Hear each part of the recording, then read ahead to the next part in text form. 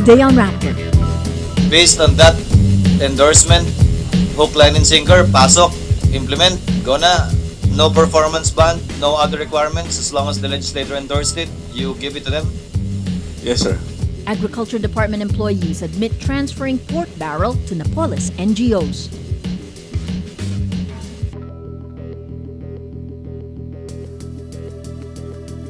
A U.S. Senate committee backs limited military strikes against Syria.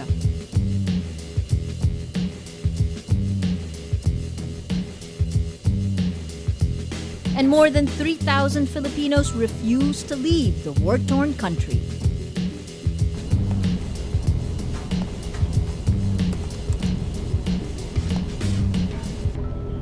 Hello, I'm Maria Ressa. Welcome to Rappler, your social news network. The Senate Blue Ribbon Committee continues to investigate the pork barrel scam, a system of kickbacks for lawmakers and public officials. Subsidiary agencies of the Agriculture Department are in the hot seat, revealing some of the scam's complex layers. Ay Makaraig reports. Dalawa lang po kasi nakikita kong pwedeng reaksyon, no? Either kasama ka o naloko ka. Diba? Yan ho ba yung pakiramdam niyo, ASEC Salakop and Mr. Javellana? Sir, yes. Naloko po. Mr. Javellana? Direksyon. Yes, sir. I feel naloko rin kami, sir. Naloko na. The pork barrel scam unravels. This time, subsidiary agencies of the Agriculture Department come under fire.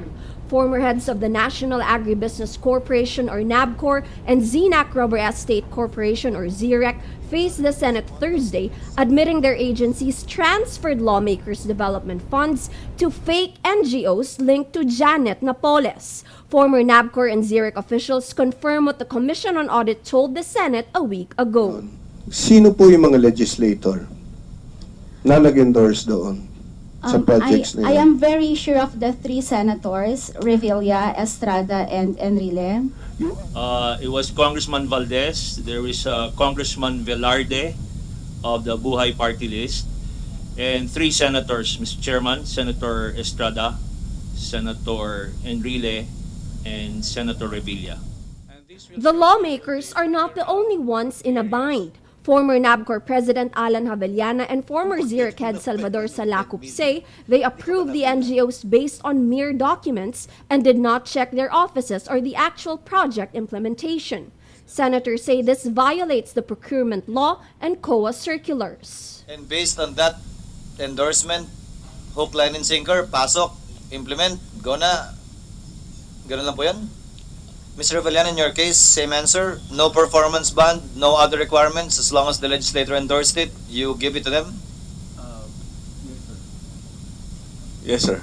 Javellana also admits he met Napoles twice in her office building, thinking she was a prospective NABCOR investor. He also met her cousin, now principal witness Ben Louis, but can't remember the names of the legislators whose endorsement letters Louis carried. I'm very uncomfortable that you remember a lot of details, pati yung kape, yung pinakain, tinanong kita kung anong pinakain sa ni Miss Janet Lim Napoles, sabi mo kape lang.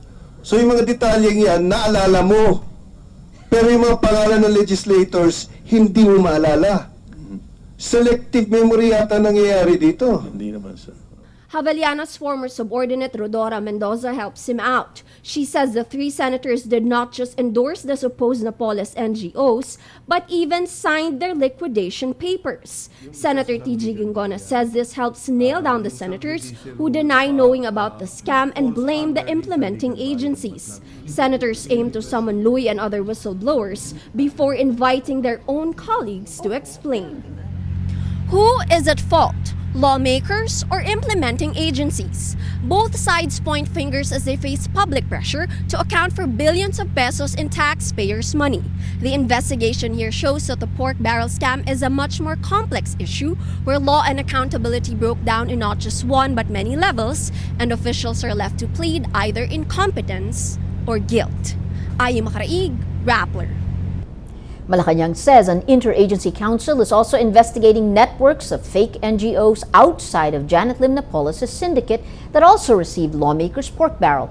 Presidential spokesperson Edwin Lacerda says the Interagency Anti-Graft Coordinating Council, or IAAGCC, will also investigate others linked to anomalous NGOs based on the Commission on Audit's 2007 to 2009 special report.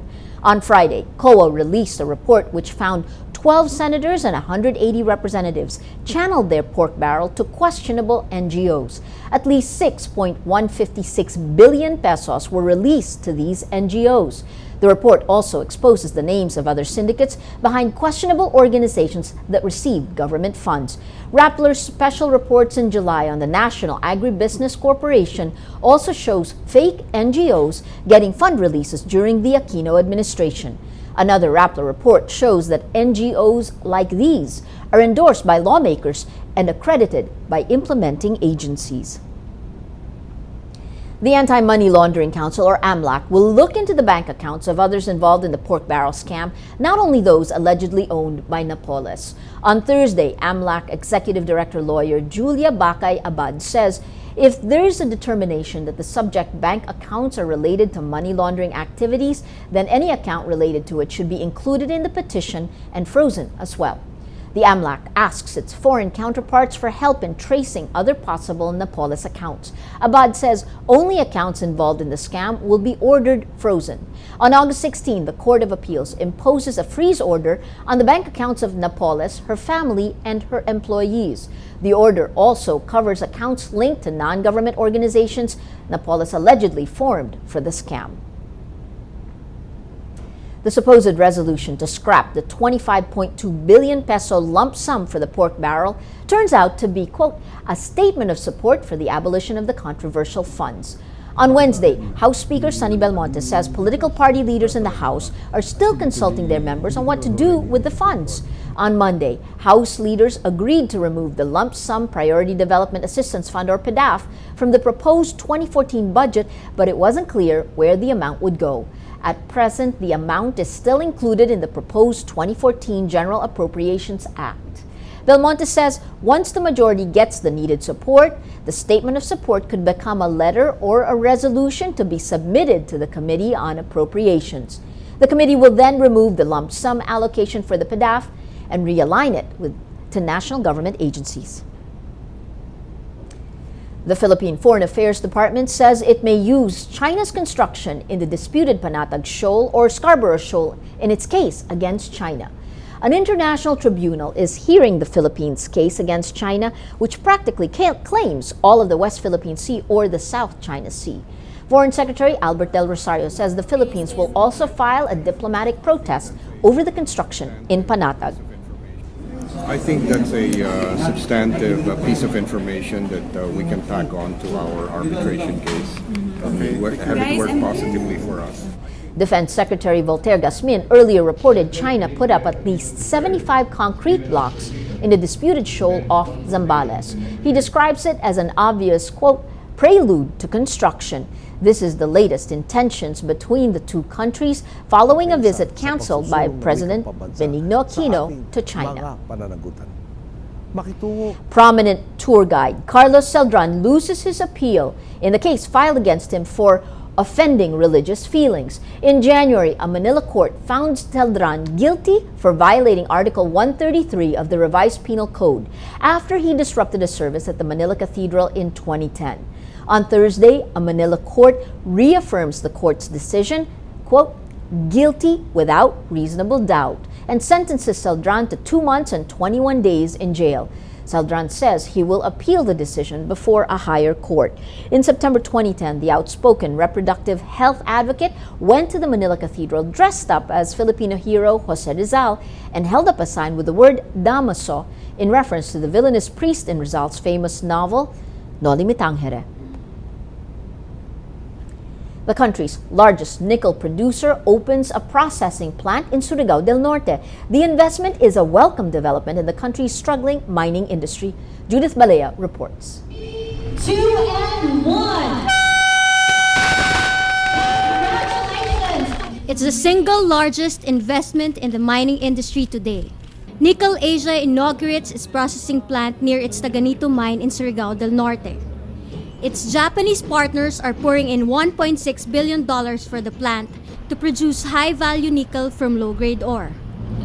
This facility will produce 37 tons of nickel and 2,600 tons of cobalt per year. This project will contribute significantly to the economic growth of the Philippines.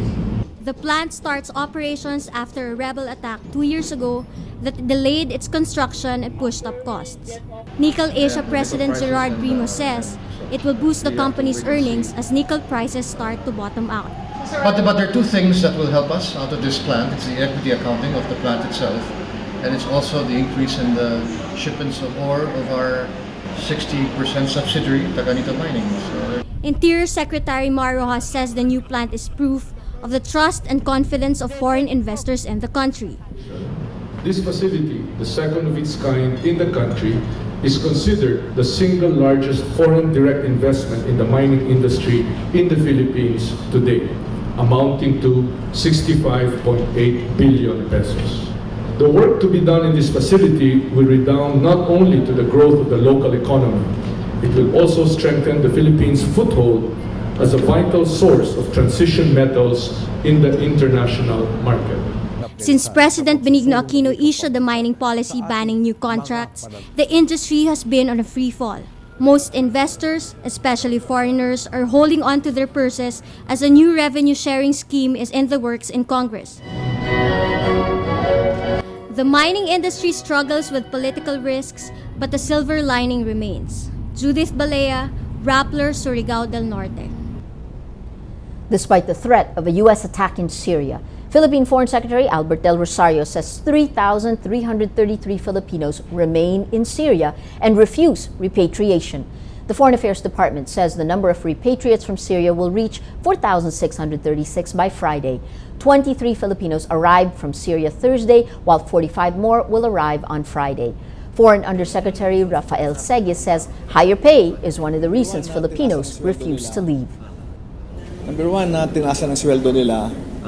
Pangalawa, pinangakuan sila na huwag kayo natatakot, okay to, mawala nito, kami kasama nyo. Pangatlo, sabi niya, ano po gagawin namin pag uwi namin? Mabuti kayo, may trabaho kami nag-aaral yung mga anak namin, nasa koleyo, sinong gagastos sa kanila? The Philippine government ordered its citizens to leave Syria since 2012. On Monday, the Foreign Affairs Department warns Filipinos, quote, to get out of harm's way and seek immediate repatriation. Moving on to world news, U.S. President Barack Obama clears the first hurdle on a proposed military strike against Syria after the Senate Foreign Relations Committee passes a resolution authorizing a limited military response. Voting 10-7, the committee approves a plan giving the White House a 90-day window for military intervention and barring U.S. troops on the ground. Senate leaders will debate on the measure next week. In a visit to Sweden, U.S. President Barack Obama tries to rally global support for the strike meant to punish Syrian President Bashar al-Assad's alleged use of chemical weapons against his own people. Obama says the use of chemical weapons breaks a taboo and constitutes both a crime under international law and a threat to U.S. security. U.S. State Secretary John Kerry says an international coalition is gathering behind the attack plan. He says, we're building support with other countries, among them the Arab League. In an interview with the Agence France Presse, Syrian Deputy Foreign Minister Faisal Muqdad says Damascus has, quote, taken every measure to retaliate against an aggression. He adds, the Syrian government will not change position even if there is World War III. Syrian allies, Russia and Iran, warn a military intervention would have devastating regional consequences. Well, let's now look at Rappler's Wrap for today, a list of the 10 most important events around the world you shouldn't miss. At number 4, in a rare statement, the head of the world's biggest religious order condemns the United States' planned attack on Syria as, quote, an abuse of power. Society of Jesus Superior General Father Adolfo Nicolas says the U.S. should stop acting like the world's, quote, big boy.